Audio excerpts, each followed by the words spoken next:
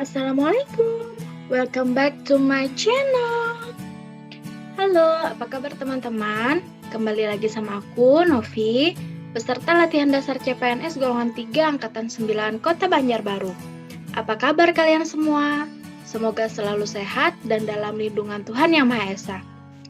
Oh ya guys, aku barusan diceritain sama temen nih, kalau ada pejabat yang kena operasi tangkap tangan gara-gara menerima suap. Aduh, malu-maluin banget gak sih? Dan juga ya, kok bisa gitu loh? Mereka kan udah kaya-kaya, ngapain masih nerima uang suap? Gak kasihan apa sama anak dan istrinya dikasih makan pakai uang haram? Terus apa nggak kepikiran juga kalau rakyat tuh sakit hati ngeliat perilaku pejabat yang kayak gitu? Kan yang mereka korupsi itu uang rakyat. Apalagi sekarang rakyat lagi pada susah gara-gara pandemi. Duh kah, jadi emosi sendiri deh kalau ngomongin korupsi. Memang betul kata orang-orang, korupsi adalah tindak kejahatan yang benar-benar nggak manusiawi. Padahal ya, setiap ASN itu harusnya menerapkan nilai-nilai dasar ASN dalam kehidupan sehari-hari, termasuk nilai anti korupsi.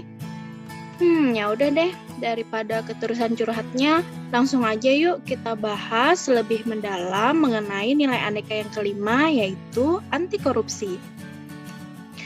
Korupsi berasal dari bahasa Latin corruption, yang artinya kerusakan, kebobrokan, dan kebusukan.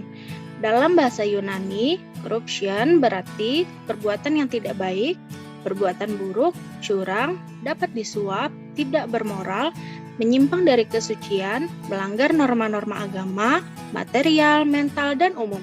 Sedangkan menurut Robert Kierkegaard, korupsi adalah diskresi atau monopoli tanpa adanya akuntabilitas. Kenapa sih korupsi merugikan negara? Karena negara korup harus membayar biaya hutang yang lebih besar. Terus harga infrastruktur lebih tinggi.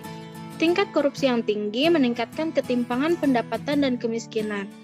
Korupsi dapat menurunkan investasi dan karenanya menurunkan pertumbuhan ekonomi. Selanjutnya, persepsi korupsi memiliki dampak yang kuat dan negatif terhadap arus investasi asing.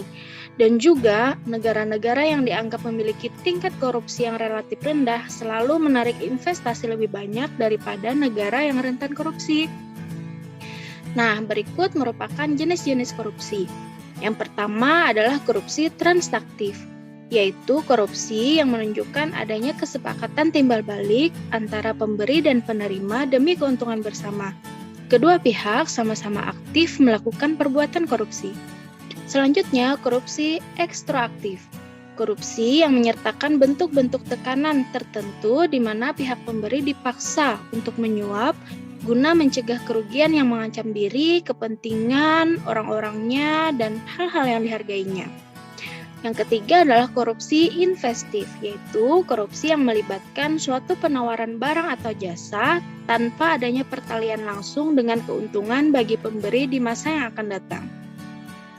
Yang keempat, korupsi nepotistik, yaitu korupsi yang berupa pemberian perlakuan khusus kepada teman atau yang mempunyai kedekatan hubungan dalam rangka menduduki jabatan publik. Yang kelima, korupsi autogenik, yaitu korupsi yang dilakukan individu karena mempunyai kesempatan untuk mendapat keuntungan dari pengetahuan dan pemahamannya atas sesuatu yang hanya diketahui oleh dirinya sendiri. Selanjutnya yaitu korupsi suportif, korupsi yang mengacu pada penciptaan suasana yang kondusif untuk melindungi atau mempertahankan keberadaan tindak korupsi yang lain. Dan yang terakhir adalah korupsi defensif, yaitu korupsi yang terpaksa dilakukan dalam rangka mempertahankan diri dari pemerasan. Nah, untuk memerangi korupsi, maka kita harus memiliki niat, semangat, dan komitmen anti korupsi.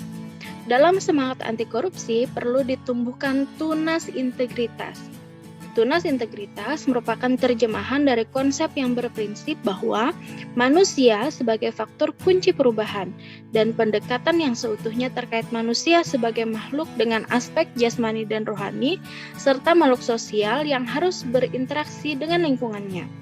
Para tunas integritas diharapkan dapat menjalankan peran strategis dalam organisasi, yaitu menjadi jembatan masa depan kesuksesan organisasi.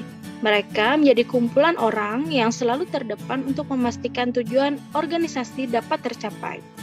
Kemudian membangun sistem integritas, misalnya dengan berpartisipasi aktif dalam pembangunan sistem integritas hingga semua peluang korupsi dan berbagai penyimpangan lainnya dapat ditutupi. Selanjutnya itu mempengaruhi orang lain, khususnya mitra kerja, untuk berintegritas tinggi. Integritas dapat dilakukan melalui 3 proses perubahan sosial, yaitu kesediaan, identifikasi, dan internalisasi.